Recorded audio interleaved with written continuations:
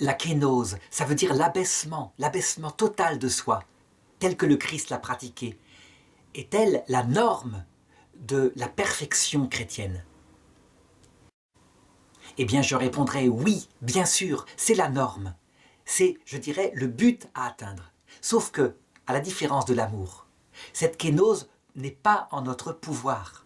S'abaisser soi-même comme il l'a fait, jusqu'à mourir à soi-même, jusqu'à être sans illusion sur soi, nous ne pouvons pas y travailler par nous-mêmes. Si nous y travaillons par nous-mêmes, nous allons développer une sorte de complexe d'infériorité, de quelque chose de malsain. Nous ne pouvons travailler qu'à l'humilité. La seule façon d'obtenir ce cœur brisé, comme le Christ à la croix lorsqu'il dit « tout est accompli », c'est de passer par une expérience totale de souffrance, donc le désespoir. Il n'y a pas de plus grande souffrance que le désespoir, ce qu'on appelle aussi la nuit de l'esprit. Ça veut dire quand on perd son trésor, et son trésor peut être multiple. Ça peut être, pour Sainte Thérèse de l'Enfant Jésus, Dieu seul. Alors Dieu se cache. Ça peut être pour un avare, sa cassette d'or, il se l'a fait voler.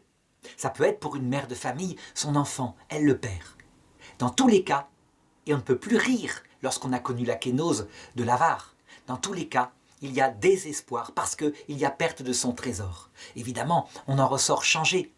L'avare qui a été volé, ou celui qui a des titres en bourse et qui a tout perdu à cause d'un krach boursier, comme en 1929, on peut en rire parfois, et on a bien tort.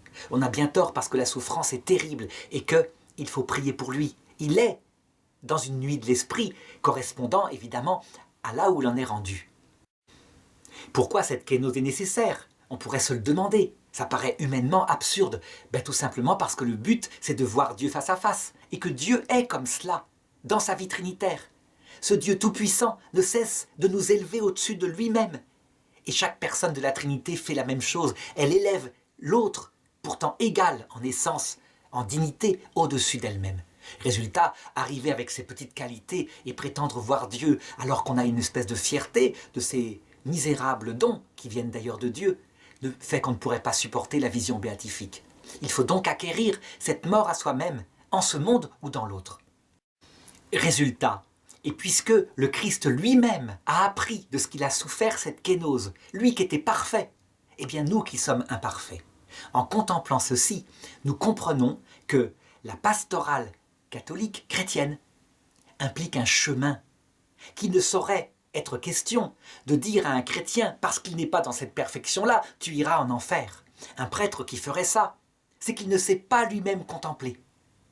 Elle implique non seulement de dire la norme, elle existe cette norme, donc l'amour de Dieu poussé et du prochain poussé jusqu'à la kénose, mais elle implique d'accepter que ça se fasse lentement, en ce monde et dans l'autre. Donc la pastorale progressive est l'essence même, fait partie de l'essence même du christianisme. Je dis cela parce que j'ai connu un prêtre qui niait ce chemin pastoral, qui s'attaquait par exemple violemment au pape François, qui lui disait « Vous connaissez la norme, la théologie, mes prédécesseurs l'ont donnée, moi je vais aller vers les personnes, là où elles sont, les prostituées, les pécheurs, comme faisait le Christ, non pas pour accepter la prostitution et le péché, mais parce qu'il faut les emmener vers le chemin. » Et donc certains critiquaient le pape François en disant « Eh bien ça veut dire qu'il est pour le péché. » Non, pas du tout.